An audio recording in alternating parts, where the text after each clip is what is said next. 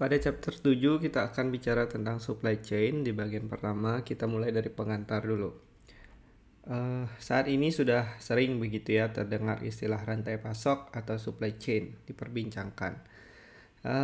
Jadi memang kita melihat bahwa efektivitas dari manajemen untuk supply chain atau kemampuan perusahaan untuk melakukan manajemen rantai pasok itu sering diasosiasikan dengan kesuksesan atau kegagalan dari perusahaan itu sendiri.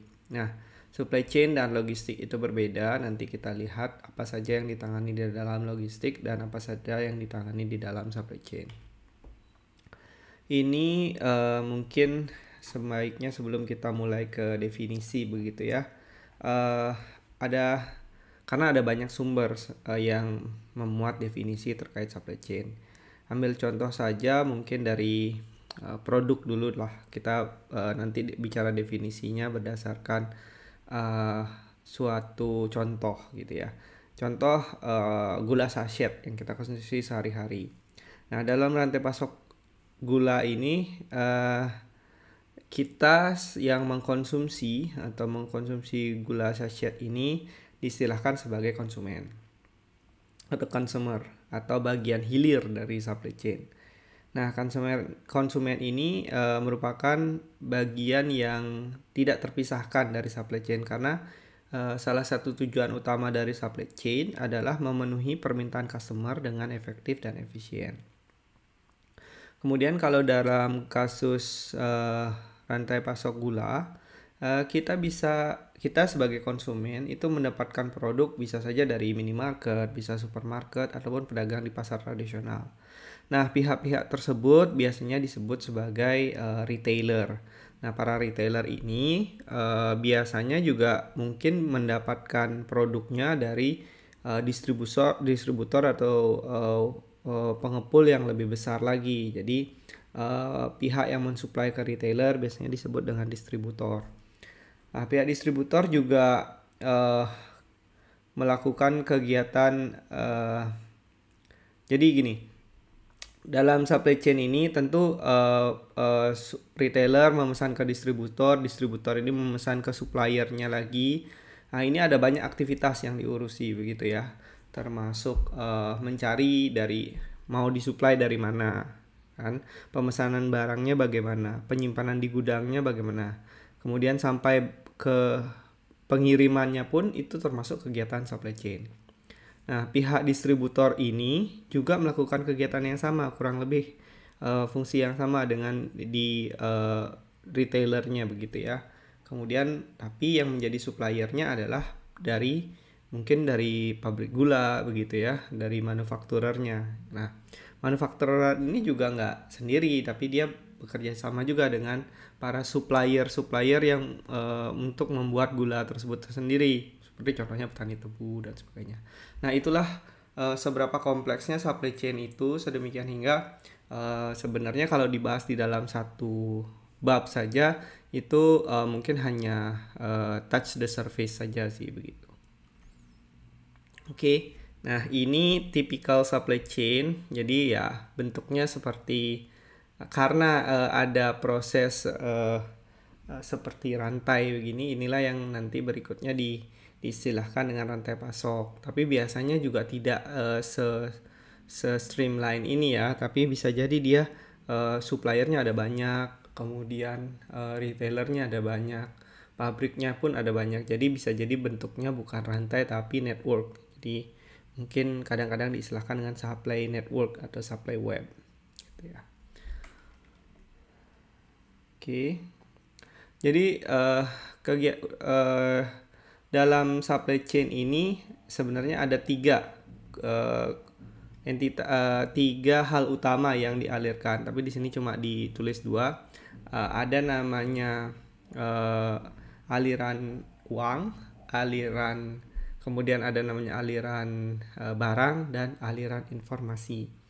Nah, di mana untuk membuat aliran-aliran tersebut lancar, maka diperlukan pengambilan keputusan, kemudian fungsi-fungsi yang bisa mendukung aliran dan aktivitas supply chain tersebut.